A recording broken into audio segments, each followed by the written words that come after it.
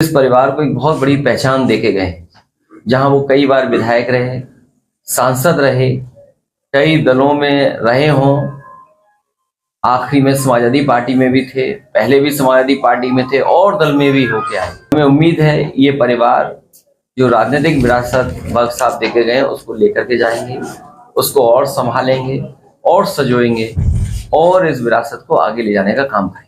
लक्ष्मण को नाम बता ऐसा है, आप सरकार बदल दो, इनका नाम अपने आप बदल जाएगा। इस तरीके से जनता ने सम्मान दिया है, ये बहुत कम लोगों को मिलता है सम्मान। जीवन भर जिसने सेवा की हो, मदद की हो, तभी इसी तरह का प्यार मिल सकता है और सम्मान के साथ जनता आ सकती है। वो उस कड़ी और उस पीढ़ी के नेता थे जो कभी कोई बात छिपाते नहीं थे, अपनी राय, अपना सुझाव या अपना तर्क बहुत स्पष्ट रूप से कहते थे। कई मौके आए जब उन्होंने अपने लोगों की बात रखी, हो सकता है कुछ लोगों को ना पसंद आई हो, लेकिन कम से कम वो ऐसे व्यक्ति थे जो अपने लोगों की बात बहुत सफाई से रखते थे। वो कभी कौन नाराज होगा, कौन क्या सोचेगा, इसके बारे में कम सोचते थे, बल्कि जो बात सही होती थी वो ज्यादा महत्वपूर्ण समझते थे। लोकसभा में भी मैंने उनको देखा, कई मौकों पर विपक्ष के लोगों ने आवाज बुलंद कर करके उन्हें दबाने की कोशिश की, लेकिन मैंने अपने आगे देखा, आंखों से देखा कि वो किसी के दबाव में नहीं आते थे। जो बात उन्हें कहनी होती थी वो कह के रहते थे। तो ऐसे नेता को हम लोगों ने खोया है। वो अपने जीवन भर मेहनत कर करके बहुत बड़ी राजनीतिक विरासत इस परिवार को देके गए। इस परिवार को एक बहुत बड़ी पहचान देके गए, जहां वो कई बार विधायक रहे, सांसद रहे, कई दलों में रहे हों, आखिरी में समाजवादी पार्टी में भी थे, पहले भी समाजवादी पार्टी में थे और दल में भी होके आए। लेकिन जनता के प्रति और जनता से जुड़ाव हमेशा बना के रखा उन्होंने।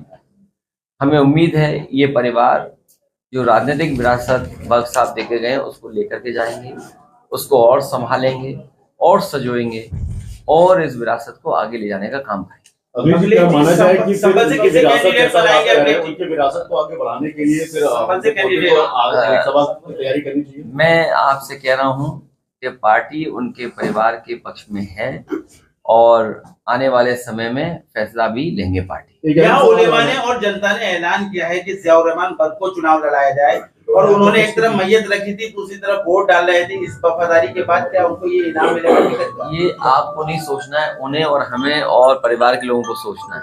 अभी जी एक अहम सवाल, मुसलमानों ने नेताजी पे भरोसा किया, पार्टी पे भी भरोसा किया, समाजवाद पे, और आप पर भी भरोसा किया। आपके लिए मुसलमानों का प्लान ऑफ एक्शन आगे का क्या है?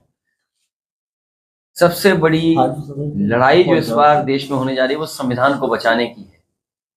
बाबा साहब भीमराव अम्बेडकर जी ने जो संविधान दिया है वो सबको बराबर का हक देता है, बराबर का सम्मान देता है।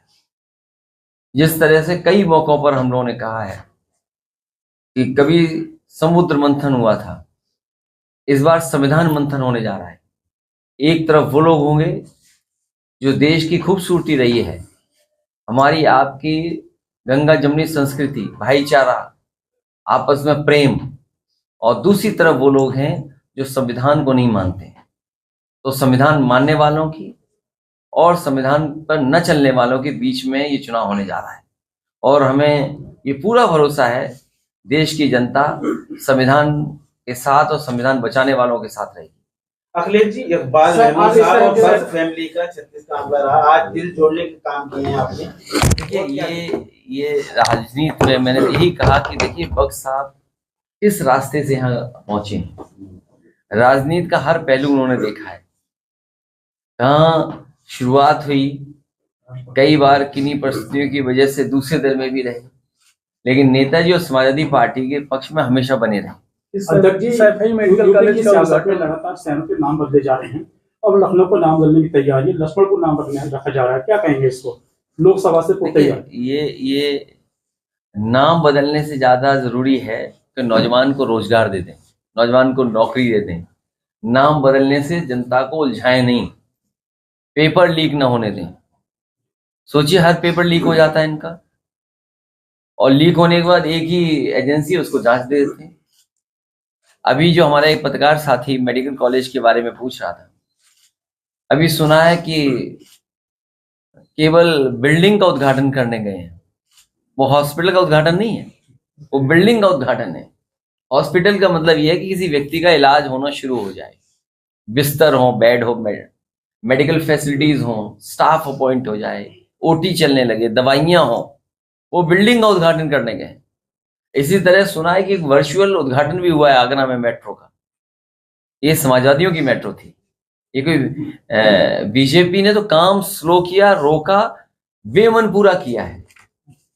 जितना भी आगरा का अलाइनमेंट किस तरफ से किस तरह जाएगी, कहां पर क्या बनेगा, ये पूरा समाजवादियों के सरकार में फैसला हो गया था। वही मेट्रो का वर्चुअली उद्घाटन किया। जैसे नाम बदले जा रहे हैं, इसके मायने क्या है कि मतलब ये लक्ष्मण को नाम बदला जा ऐसा है, आप सरकार बदल दो, इनका नाम अपने आप बदल जाएगा।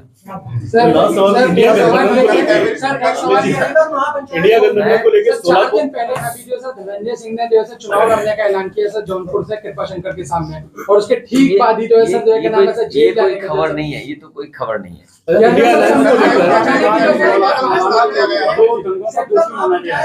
मौलाना तौकीर को दंगों का दोषी माना गया है, कोर्ट ने दोषी माना है। कोर्ट के सवाल पर हम लोग कैसे कोई प्रश्न लगा सकते हैं? 16 तारीख को महाराष्ट्र में इंडिया अलायंस की दोबारा मीटिंग, आप जा रहे हैं वहाँ पे?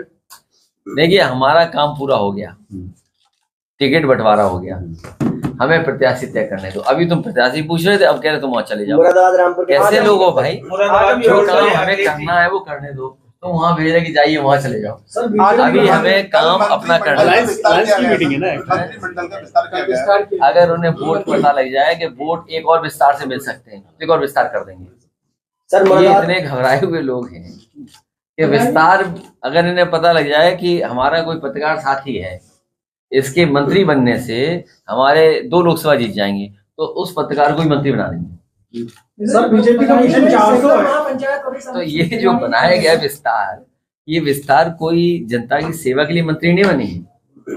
ये जनता को कैसे वोट ले लें, और जनता देख रही है उन्हें। अभी लड़ाई खत्म नहीं हुई है, अभी तो केवल मंत्री बने हैं, अभी विभाग बनना है, फिर विभाग बनने के बाद इन्हें प्रमुख सचिव अपॉइंट कराना है, फिर अपनी मर्जी के जो विभाग मिलेगा उसके जिले जिले में अधिकारी अपॉइंट होने हैं। अरे एक जाल से नहीं निकले ये मामला, ये जो बने भी हैं, शपथ लिए हैं, अभी इनको बड़ी मेहनत करनी पड़ेगी। पहले अपने प्रमुख सचिव अपॉइंट कराने के लिए, विभाग के लिए भी मेहनत करनी पड़ेगी, और फिर जिले जिलों में जो विधायक और लोग बैठा लेते हैं अपने अपने अधिकारी, उन्हें हटाना, उन्हें नए लाना, अभी तो बहुत दिन है। और जब तक ये काम होगा तब तो चुनाव आ जाएगा, आचार संहिता लग जाएगी, मंत्री बस मंत्री बने रहेंगे, काम नहीं कर पाएंगे।